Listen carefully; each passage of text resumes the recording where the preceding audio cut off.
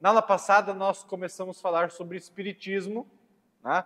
Nós fizemos uma exposição ampla do que é o Espiritismo, das suas principais doutrinas, e hoje eu vou continuar falando, vou fazer uma rápida recapitulação, e aí mostrando as principais diferenças do ensino bíblico para o Espiritismo, tá? E como vou pedir para os irmãos, inclusive, abrirem as Bíblias para a gente perceber alguns textos, tá? Conforme eu disse na aula passada, os espíritas têm uma relação muito próxima com a Bíblia, tá? E isso pode, às vezes, dar uma impressão errada, porque a maneira como eles abordam a Bíblia é uma maneira diferente, tá? Por algumas razões, né? Eles usam alguns textos fora do seu contexto, e aí eles tiram conclusões erradas por conta disso.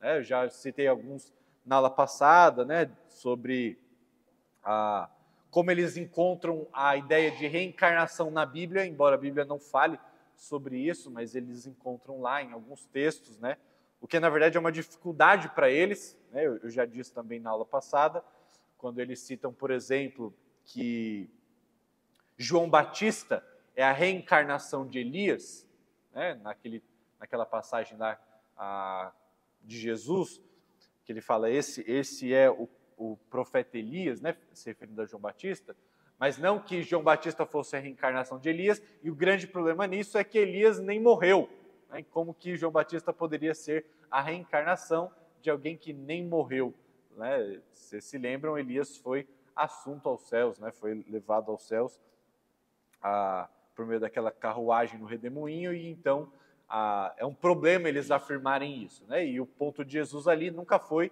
que João Batista fosse uma reencarnação, mas que João Batista era um profeta tal como foi Elias na sua época, né? Então esse era o ponto de Jesus. Então eles têm uma série de equívocos de interpretações em textos bíblicos, e o equívoco principal é na própria relação da crença deles sobre a pessoa de Jesus, né? Jesus para eles é um grande médium, tá? Ele é é aquele que faz o contato com os espíritos, e aí por meio disso, então, ele traz revelação, tá? As revelações, elas são dadas por meio desses espíritos, né, que já morreram, e aí então os médiums são os responsáveis por fazer essa ponte, né? Eles têm a capacidade sobrenatural de ouvir e decifrar, então, os espíritos. Então Jesus foi esse grande médium, mas que nós podemos também, através de sucessivas reencarnações, nos tornarmos como Cristo, tá? Então essa é a ideia deles. Então Jesus é um mero bom exemplo, um paradigma moral, sim, né? Os espíritas vão sempre apontar para isso. Temos que lembrar que o espiritismo, né, de Allan Kardec, ele é a terceira revelação maior, né? Eles vão acreditar que o primeiro a trazer grandes revelações foi Moisés, depois a segunda onda foi Jesus, e a terceira onda, então, o Allan Kardec, né? Mas vamos fazer alguma comparação agora entre os principais pontos do cristianismo e do espiritismo, e na medida do que for necessário, vamos abrir textos bíblicos para provar isso. Então, há uma grande diferença no espiritismo e no cristianismo quanto ao conceito de Deus. Para nós, obviamente, existe um conceito claro de Deus como Pai, Filho e Espírito Santo, a Trindade, né? Existem vários textos que apontam para isso, mas um grande texto é lá em Mateus 28, 18 a 20, quando na grande comissão, Jesus diz que ao fazer discípulos, as pessoas deveriam ser batizadas em nome do Pai, do Filho e do Espírito Santo. Outros textos mostram as ações específicas de Pai, Filho e Espírito Santo no mesmo texto, tá? Existem vários textos na Bíblia que mostram isso, mas o Espiritismo nega a Trindade, assim como outras religiões, e vê Jesus não como um ser divino, mas apenas como um espírito evoluído, tá? Então só aí já nos impediria de um culto ecumênico, por exemplo, né? O culto ecumênico é quando nós reunimos diferentes religiões e dizemos, nós estamos adorando todos o mesmo Deus, então, né, vamos orar juntos aqui, mas obviamente esse não é o caso para as religiões que nós vimos, ou as seitas que nós vimos até aqui, muito menos com o Espiritismo, né? Tudo aquilo que fere a essência do Evangelho, né? Quando você mexe, por exemplo, com a natureza do Criador, quem Deus é, quem Jesus é, você acaba por fundamento, por natureza, qualquer possibilidade de algum culto ecumênico, porque não estamos adorando o mesmo Deus, nem de longe. Né? Uma outra diferença grande, né, do Espiritismo para com o cristianismo é a fonte de autoridade. Né? A fonte de autoridade cristã sempre é a palavra, tá? Única e exclusivamente a palavra de Deus, a Bíblia. O Espiritismo, embora use a Bíblia, ele entende que, primeiro, ele não entende que a Bíblia é infalível, né, inerrante, como nós acreditamos. Ele considera com alto apreço a Bíblia, mas não adianta nada ele considerar com alto apreço, por quê? Porque na visão deles, a revelação posterior, ela traz luz, as situações obscuras na revelação anterior. Então, por exemplo, quando Jesus vem, Jesus demonstra com clareza certos aspectos que na lei de Moisés estava mais obscuro. Jesus faz isso de fato, né? Jesus vem para falar, ó, aquilo que Moisés disse, que vocês não entenderam bem, deixa eu dizer para vocês o que significa. Jesus fez isso algumas vezes, no Sermão do Monte, por exemplo. E aí eles pegam isso e vão falar assim, bom, Allan Kardec, que veio muito depois, faz a mesma coisa.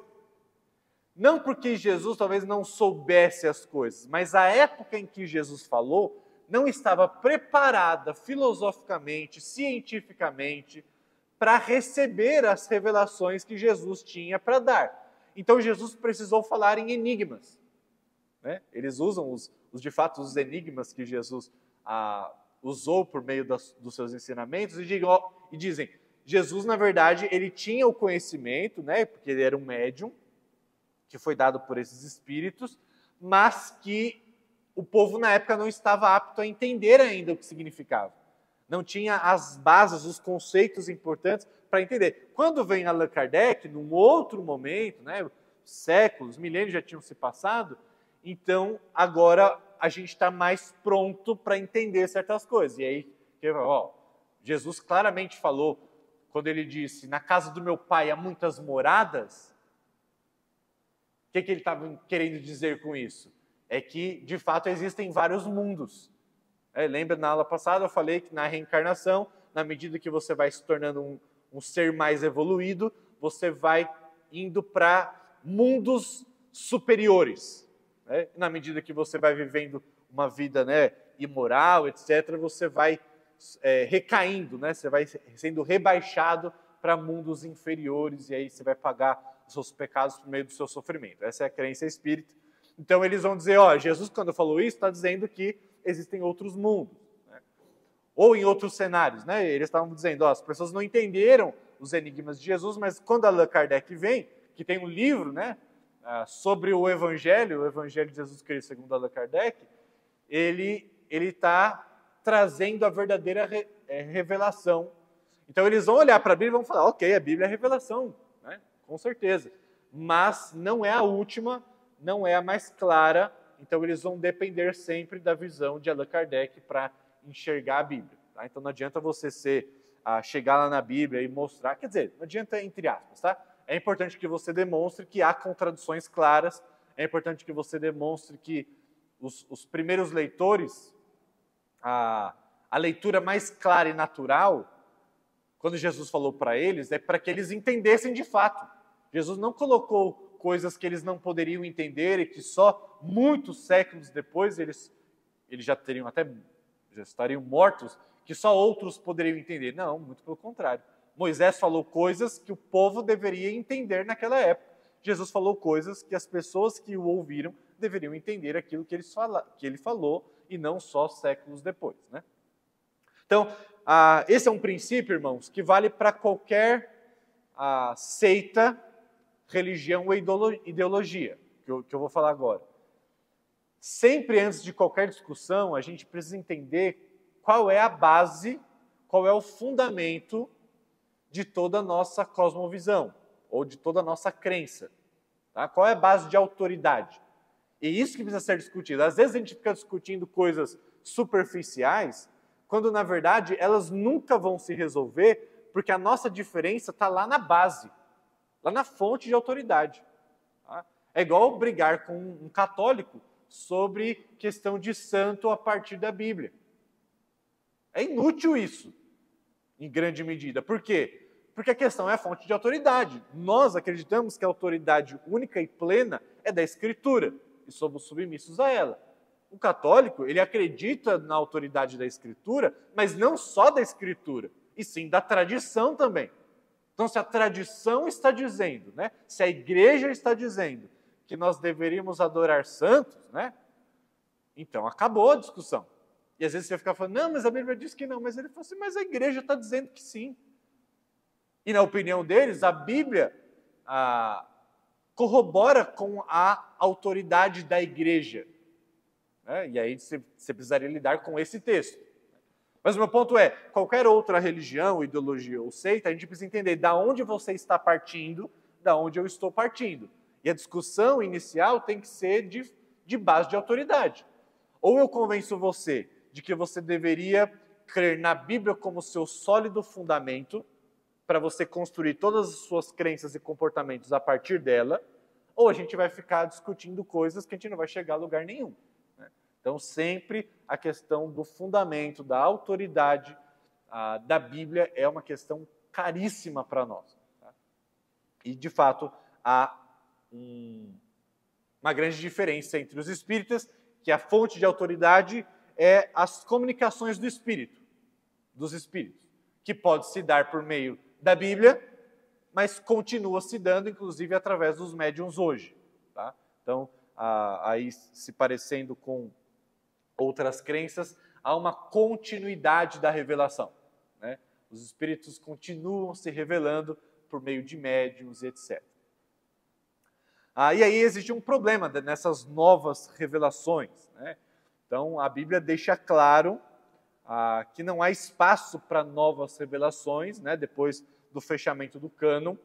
Paulo diz lá em Gálatas, capítulo 1, versículo 8 e 9, ainda que nós, ou mesmo um anjo vindo dos céus, vos pregue outro evangelho, além do que vos temos pregado, seja anátema.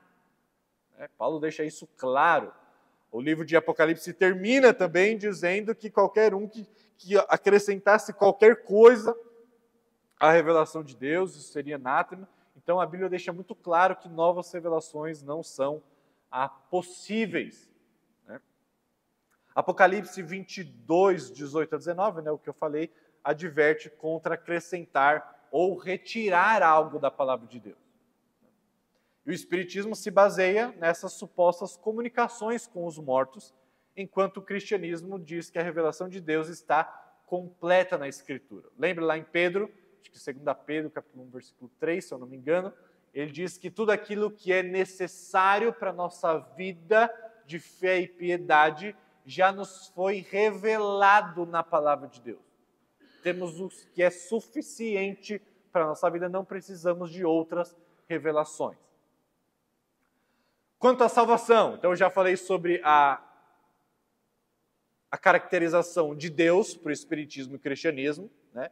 Então, tanto da Trindade quanto de Jesus, isso nos afasta completamente. Nos afasta completamente a ideia da autoridade, né? Nós acreditamos puramente na Bíblia, eles nas comunicações dos Espíritos, que até pode ser por meio da Bíblia, mas não só. Sobre essa questão das novas revelações, né? Nós acreditamos diferente. E a questão da salvação é muito diferente. É muito diferente. Então, o cristianismo ensina que a salvação é por meio da graça, mediante a fé em Cristo Jesus. Né? Efésios 2, 8 e 9 nos dizem isso, né? Pela graça sois salvos, mediante a fé, isso não vem de vós, é dom de Deus, não de obras para que ninguém se glorie. Tá? É um texto bem claro. Mas já o Espiritismo ensina que a evolução espiritual, né, que talvez eles nem chamem de salvação, é alcançada por meio do sofrimento e das ações. Né? A caridade para eles tem esse elemento redentivo. Né? Então, conforme você vive uma vida de muita caridade, então o seu espírito é elevado e aí você reencarna num outro mundo, né? Num mundo melhor. E o sofrimento que nós passamos, para eles tem um caráter redentivo, porque o sofrimento é a maneira de você pagar pelos pecados da sua vida anterior. Né? Então, para eles, a salvação, embora talvez eles nem usem esse termo, se dá por meio das suas boas ações, principalmente da caridade, e por meio do sofrimento, que é a forma como você paga os seus pecados de vidas pregressas. Quanto à natureza do juízo final, do inferno, nós acreditamos que há, de fato, um céu e inferno, que não são lugares finais, lembra? O céu e o inferno são estados intermediários, porque Apocalipse diz que o inferno será lançado no lago de fogo e enxofre. Esse é o estado final daqueles que não são redimidos e comprados por Jesus. E o céu virá à terra, e aqui será o novo céu e a nova terra, onde reinarão a verdade e a justiça. Tá? Então, nós acreditamos que esse é o estado final do ser humano, ou lago de fogo e enxofre, ou aqui neste mundo, mas no mundo renovado, o novo céu e a nova terra, que será aqui. Já eles acreditam, na verdade, diferente, de que não haverá um juízo final, definitivo, de forma alguma, não haverá um sofrimento eterno e final, e essa é uma das razões do porquê o Espiritismo tomou proporções tão grandes. É mais fácil você pregar para alguém, é mais confortável dizer, não haverá esse negócio de sofrimento eterno. Se você viver uma vida aqui, você tem a chance de reencarnar e pagar pelos seus pecados através do sofrimento, mas não eternamente, através de uma vida. E que se você viver de maneira correta, caridosa, você vai desenvolver e vai ficar em mundos melhores. Então é mais palatável, assim, digerível a visão espírita do que você pregar que haverá um estado de sofrimento eterno por conta dos pecados vividos nessa vida. Então, por isso que eles acabaram, uma das razões de eles acabarem tendo um crescimento tão acelerado, que até em anos passados era a religião que mais crescia no contexto brasileiro. Já diferente da Bíblia, a Bíblia ensina que após a morte vem o juízo. Hebreus 9, versículo 27, nos diz exatamente isso. Após a morte, cabe então o juízo final. Haverá um julgamento onde cada um de nós dará contas a Deus. Abre lá, Apocalipse 20, 11 a 15. Abre sua Bíblia nesse texto. Apocalipse 20, versículo 11 a 15. Olha só o que diz esse texto. Vi um grande trono e aquele que estava sentado nele. A terra e o céu fugiram de sua presença, mas não encontraram lugar para se esconder. Vi os mortos, pequenos e grandes, em pé diante do trono de Deus, e foram abertos os livros, incluindo o livro da vida. Os mortos foram julgados segundo o que haviam feito, conforme o que estava registrado nos livros. O mar entregou seus mortos, e a morte, o mundo dos mortos, também entregaram seus mortos. E todos foram julgados de acordo com os seus atos. Então a morte, o mundo dos mortos, foram lançados no lago de fogo. Dependendo da sua versão, vai estar a palavra inferno aí. Então, às vezes, tem versão que traz o inferno, foi lançado no lago de fogo. Esse lago de fogo é a segunda morte. E quem não tinha o nome registrado no livro da vida foi lançado no lago de fogo. Então, aqui mostra claramente que haverá um juízo, mesmo que os espíritas não acreditam dessa forma. Tá? Uma outra coisa importante, uma diferença bem importante entre os espíritas e nós cristãos, é que os espíritas não acreditam que Jesus ressuscitou. Isso para a gente é fundamental na nossa teologia. Tá? Eles não acreditam numa ressurreição literal de Jesus, mas sim como um fenômeno espiritual. Então, mas a Bíblia claramente ensina que Jesus ressuscitou corporalmente. Aí, Lucas 24, João 20, 1 Coríntios 15, são textos que extensivamente falam sobre o assunto. Acho que talvez nem precise abrir esses textos aqui. E aí a nossa esperança está na ressurreição dos crentes, porque da mesma maneira que Jesus ressuscitou, nós seremos ressuscitados e não reencarnados. Né? São coisas diferentes. Né? E o cristianismo ensina que haverá, no final dos tempos, uma ressurreição final, e enquanto o espiritismo prega uma reencarnação sucessiva. Tá? Uma grande diferença aqui. Uma outra grande diferença, agora mais prática, é que enquanto o cristianismo proíbe claramente a comunicação com mortos, o espiritismo favorece, incentiva isso. Agora deixa eu fazer uma explicação. Parece estranho eu dizer que o cristianismo proíbe, não, o cristianismo, na verdade, desde a lei de Moisés é proibido a tentativa de comunicação com mortos. Por que eu digo tentativa? Porque não é possível se comunicar com mortos. Ok? Então aí vai depender de uma discussão teológica, né? Se naquele evento de Saul, né? Se de fato ele se comunicou com a viúva de Endor, lá, a vidente, lá no... eu, particularmente, não acredito que ele tenha se comunicado. Aquilo foi um engano de Satanás mesmo. Tá?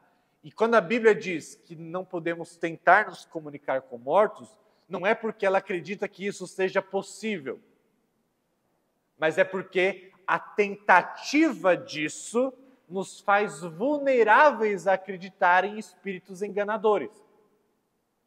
Então existem espíritos enganadores, a Bíblia fala isso de maneira muito clara.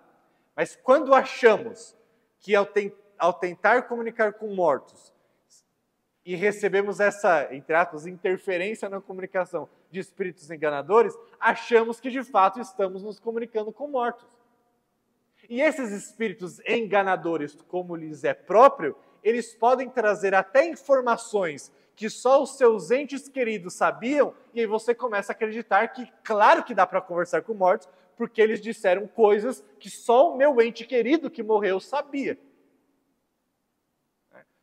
Isso é uma coisa que não afeta só os espíritas, e eu estou dizendo isso porque isso tem uma relação próxima com o evangelicalismo brasileiro, né, que é muito afetado pelo pentecostalismo, que as pessoas tendem a acreditar nessas manifestações, entre aspas, sobrenaturais. Pastor, eu acredito que houve essa revelação, eu acredito que houve, de fato, a Deus se revelando desse jeito, ou um espírito se revelando desse jeito. Por quê? Porque o que a pessoa falou aconteceu. Ou porque o que a pessoa revelou ninguém mais sabia. Eu já cansei de ouvir argumentos dessa natureza. De pessoas dizendo, não, pastor, você está negando o Espírito. Você está negando a possibilidade de Deus agir desse jeito. Porque, afinal de contas, ninguém sabia. Como é que você explica? Aí sempre eu que tenho o ônus de explicar, de trazer uma razão do sobrenatural que a pessoa está tentando me convencer. Eu sempre falo, meu irmão, eu não tenho que fazer explicação nenhuma. Mas aquilo que é muito claro para mim é que eu avalio as minhas experiências à luz da Escritura e não analiso a Escritura à luz das minhas experiências. Isso faz toda a diferença. Uma pessoa revelou tal coisa para mim. Tentei conversar, fui lá num médium, ele disse que o meu pai, que já morreu, estava comunicando uma coisa para mim e claramente era o meu pai, porque era uma informação que só eu e ele tínhamos. Peraí, então a sua fonte de autoridade é a sua experiência. Tá? E você vai analisar a Bíblia que diz que não há novas revelações, ou que não há a possibilidade de conversar com mortos. E você vai dizer, não, existe sim. Por quê? Porque a minha experiência diz isso. Mas existe um caminho contrário. A minha experiência parece estar comunicando algo. Eu vou olhar para a palavra e vou perceber como eu devo interpretar a minha experiência. Porque toda experiência carece de interpretação. E a minha interpretação pode ser bem que isso é um espírito enganador. E eu devo confiar naquilo que está revelado. Então é por isso que a lei de Moisés proíbe a tentativa de comunicação com mortos, não porque isso seja possível, mas porque seremos facilmente enganados se nós acreditarmos que isso é possível. Ok? Então esse é o ponto da proibição bíblica e não que haja essa possibilidade. Inclusive, existe um texto interessante no Novo Testamento, né? Alguns vão dizer que é uma parábola, outros vão dizer que é uma história de fato que Jesus conta, mas a história ou parábola do rico e do Lázaro. Lembra que quando o homem rico ele morre e ele está ali no lugar de tormento, ele chega, né, e diz ao pai Abraão ali, que simboliza, né, a própria ideia de Deus ali, e ele pede para que ele volte, né, e se comunique com os vivos, os seus familiares, para que eles acabem não incorrendo no mesmo erro que ele e fiquem nesse lugar de tormento. Então ele pede justamente para isso. Ou para que alguém vá lá, né, e converse com seus familiares. E o que é dito para ele? Os seus familiares na terra têm a lei e os profetas. Ou seja, seus familiares têm a revelação de Deus, que é suficiente. É suficiente. Ou seja, não há essa possibilidade. Embora o homem rico tenha sugerido isso, a parábola ou a história deixam claro que não há possibilidade da comunicação de mortos com os que vivem. Tá? Então, vamos abrir em alguns textos, só para deixar isso claro, que não é uma coisa da minha cabeça. Né? Deuteronômio 18, versículo 10 a 12.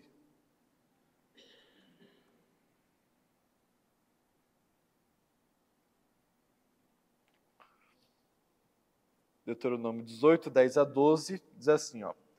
Jamais deverá haver entre vocês alguém que queime seu filho ou sua filha como sacrifício.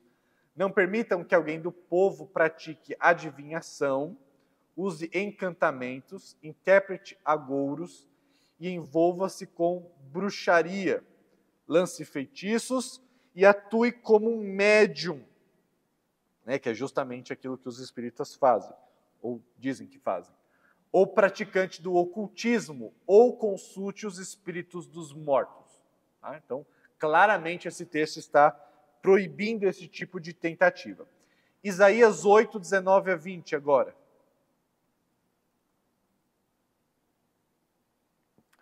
Isaías 8, 19 a 20 diz assim. Talvez alguém lhes diga, vamos perguntar aos médiuns e aos que consultam os espíritos dos mortos, com sussurro e murmúrios, eles nos dirão o que fazer.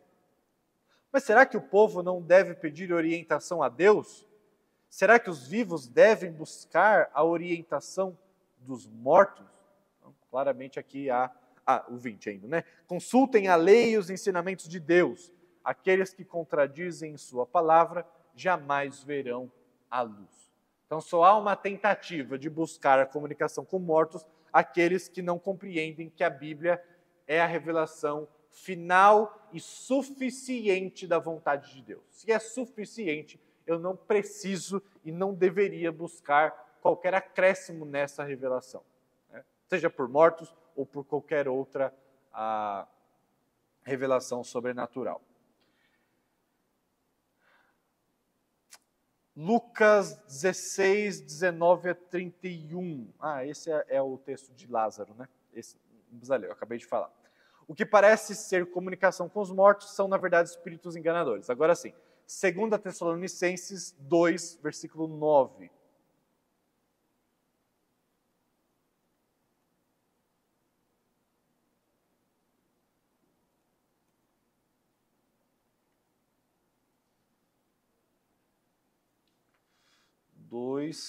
Versículo 9.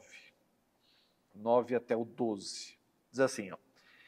Esse homem virá para realizar o trabalho de Satanás, com poder, sinais e falsas maravilhas. Ou seja, Satanás atua por meio de homens, através de sinais e falsas maravilhas. E com todo tipo de mentira perversa para enganar os que estão caminhando para a destruição, pois se recusam a amar e aceitar a verdade que os salvaria. Portanto, Deus fará que sejam enganados e eles crerão nessas mentiras. Então serão condenados por ter prazer no mal em vez de crer na verdade. Ou seja, esse texto está bem claro que é não só possível, mas acontece com muita frequência que Satanás use seus meios e através de sinais e falsas maravilhas engana muitos, certo? Ou ainda, 1 Timóteo 4:1.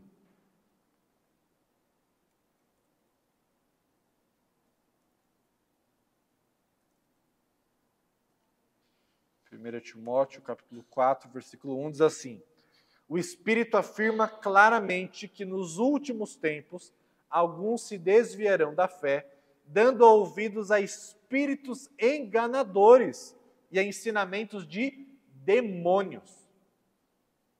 Então, claramente, essas percepções de que há comunicação, né, entre aqueles que já morreram e os que vivos estão, embora tragam sinais, e até, meu irmão, eu acredito muito tranquilamente na possibilidade de copos se moverem, de mesas girarem, de coisas esquisitas acontecerem. Eu não tenho nenhum problema com isso, não. Tem gente que acha que esses testemunhos, né, de pessoas que viram essas coisas, que é uma comprovação clara de que são os espíritos tentando se comunicar com a gente de um jeito estranho. Eu sou muito tranquilo em acreditar que esses eventos aí fora do costume, eles são realizados por meio de espíritos malignos. Sem nenhum problema com isso. Nenhum problema. A gente vê isso acontecendo na Bíblia aos montes. A gente percebe, por exemplo, os sinais que Moisés fazia ali, né, na época do povo sendo liberto do Egito. Os egípcios, em alguns desses sinais, eles também faziam, copiavam. Beleza, podia ser algum truque, mas podia não ser também. Né? Então, o meu ponto é que espíritos enganadores e demônios têm esse tipo de poder concedido por Deus para enganar. Então, eu não me enfraqueço em nada na minha posição cristã e teológica quando eu vejo, por exemplo, vídeos esquisitos. É claro que hoje em dia, com inteligência artificial e edição de vídeo, a gente não deve acreditar em tudo que a gente se vê por aí. Né? Obviamente não deve. Né? E as pessoas gostam de fazer edições, né, muito bem feitas para vídeos se tornarem bem... como é que chama? Viralizarem, né? Então, não acredite em tudo que se vê por aí, mas também não seja abalado na sua fé se um dia você vê um copo se movendo na mesa assim. Primeira coisa que você pensa, é um truque de mágica. Acho que é mais fácil. Aí tem truque de mágicas muito bons por aí. Que poderiam se passar facilmente por quem não conhece o truque por uma obra sobrenatural. Mas, na verdade, é apenas um truque. O Caio disse na aula passada, quando ele fez a introdução histórica, de pessoas que alegavam, né, ter certa experiência e muitos anos depois disseram que era mentira. Oi? As irmãs Fox fizeram isso. Então, na própria história do espiritismo existe isso. Né? Então, não se engane, mesmo que acontecer, também lembre que espíritos malignos têm essa capacidade, né, dada, obviamente, por Deus. Ok. Quanto à questão do sofrimento, né, que é uma outra grande diferença do cristianismo para o espiritismo. Já falei na aula passada que crente não pode dizer, no meio do sofrimento, estou pagando pelos meus pecados. Isso não tem nada a ver com a nossa crença, nada a ver. Primeiro que o seu sofrimento nunca pode expiar o seu pecado, nunca. Então você nunca está pagando por pecado nenhum, muito menos se você é crente. Então um não crente não está pagando pelos seus pecados quando sofre. Ele pode sofrer sim por consequências imediatas dos seus pecados. Eu já falei, alguém que fuma a vida inteira, se desenvolve um câncer de pulmão, não é porque ele está pagando pelos seus pecados, e sim é uma consequência natural dele. Ok? Agora, um cristão, se isso não vale nem para o não cristão, para o cristão que Cristo pagou pelos nossos pecados, é mais herético ainda dizer que no nosso sofrimento estamos pagando por nossos pecados, porque isso é dizer que Cristo não pagou por todos já. Isso é um grave equívoco. Tá? Para o espírita, sim. Quando ele está sofrendo, ele está pagando por pecados das suas vidas anteriores. Mas isso não pode estar no nosso linguajar. Não tem nada a ver com a nossa fé. Só que a gente emprestou, adaptou e é muito comum ouvir entre cristãos: estou pagando pelos meus pecados. Isso não deveria ser dito nem de brincadeira. Porque a brincadeira tem o poder de enganar também e de fazer mentiras se tornarem, por tanta repetição, coisas que nós passamos a acreditar. Então a Bíblia ensina que o sofrimento pode ter várias razões. Tá? O sofrimento pode ser consequência imediata do nosso pecado, tá? Isso existe, mas não é que você está pagando por eles, mas pode ser uma consequência imediata. Mas nem sempre, Jesus disse que nem sempre é. Tá? É claro que todo pecado é uma consequência do pecado original. Né? Todo sofrimento é uma consequência do pecado original. Se Adão não tivesse pecado, não haveria sofrimento.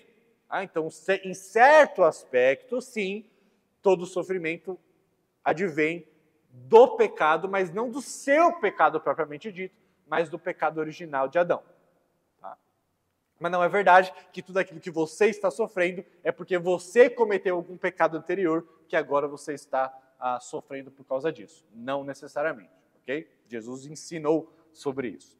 E o sofrimento, inclusive, nas mãos de Deus, ele serve para o nosso próprio crescimento espiritual. Né? Haja visto a história de Jó, que depois de tanto sofrimento diz: Senhor, eu te conhecia de ouvir falar, agora meus olhos te veem.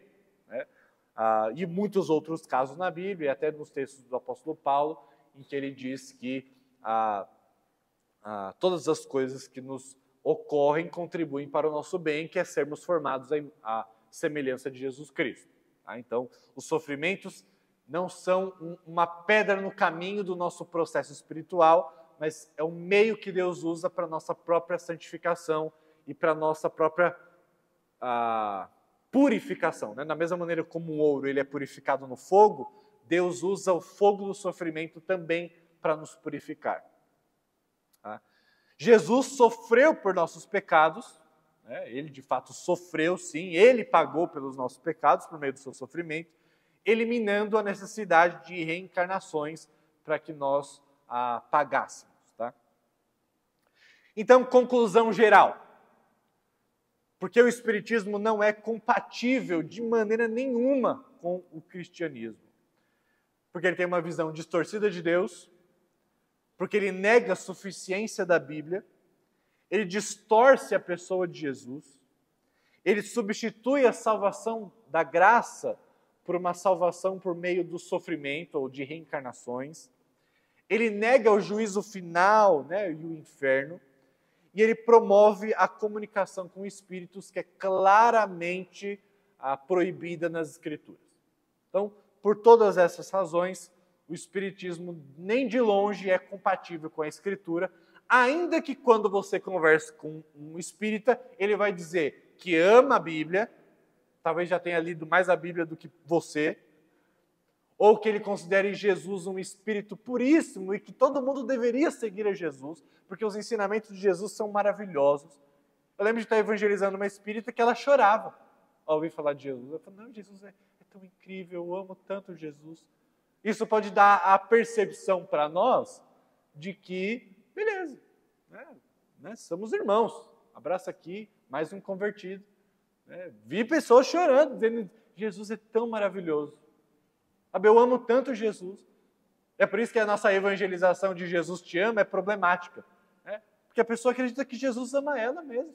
E que ela ama Jesus e está tudo certo. E que ela quer seguir os passos de Jesus. Em seus passos, o que faria Jesus, a pessoa acredita nisso. Ela usa pulseirinha. Né? E tranquilo. Mas não é nada como o cristianismo. Nada. Nem esse Jesus que eles acreditam é o Jesus bíblico. Porque o Jesus bíblico é o próprio Deus encarnado, e ele ressuscitou, e ele não veio apenas para nos dar o exemplo, ele veio para nos substituir. Então não tem nada a ver uma coisa com a outra. Então, de novo, né, alguns lembretes aqui. Quando você conhecer, né, ou quando você estiver evangelizando um espírita, primeiro pergunte sobre as suas crenças. Não pressuponha que ele acredita em tudo isso, porque existem várias vertentes e variações, seja de vertentes maiores, como o Caio vai falar a seguir, né, do espiritismo, não kardecista, mas porque cada indivíduo tem a sua forma de crer nas coisas. Já falei que no Brasil a gente é muito sincrético, a gente mistura muito as religiões. Então nunca pressuponha que a pessoa que você vai conversar crer exatamente da mesma forma como eu apresentei aqui. Tá? Então lide com o que a pessoa disser que acredita, e aí então você trabalha ali, né, sempre começando pelo fundamento, tá? Sempre começando pela autoridade bíblica. E é claro, é óbvio que a gente vai sempre orar e depender da obra do Espírito, porque se ele não convencer do pecado, da justiça e do juízo, nós não poderemos fazê-lo. Embora seja a nossa responsabilidade a persuasão, Paulo disse isso em alguns textos do Novo Testamento.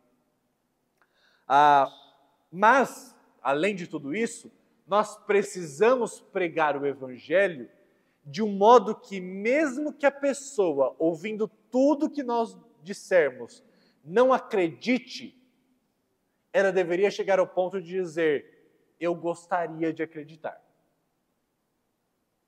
São um dos pontos mais preciosos para mim na apologética.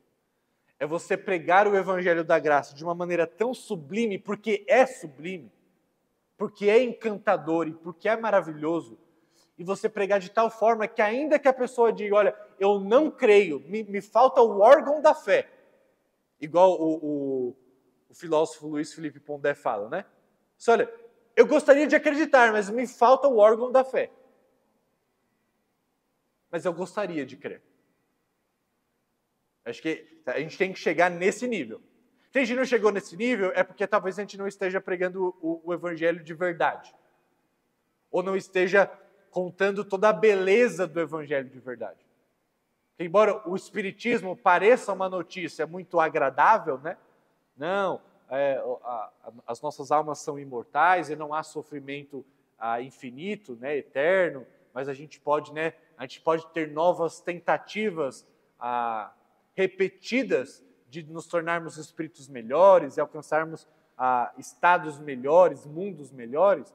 Embora pareça uma ideia atrativa, ela nem se compara com a ideia do cristianismo, aquilo que nos é oferecido em Cristo Jesus, pagando os preços dos nossos pecados, podendo nos reencontrar com nossos familiares de fato, e não apenas com o espírito deles mexendo o copo em cima da mesa.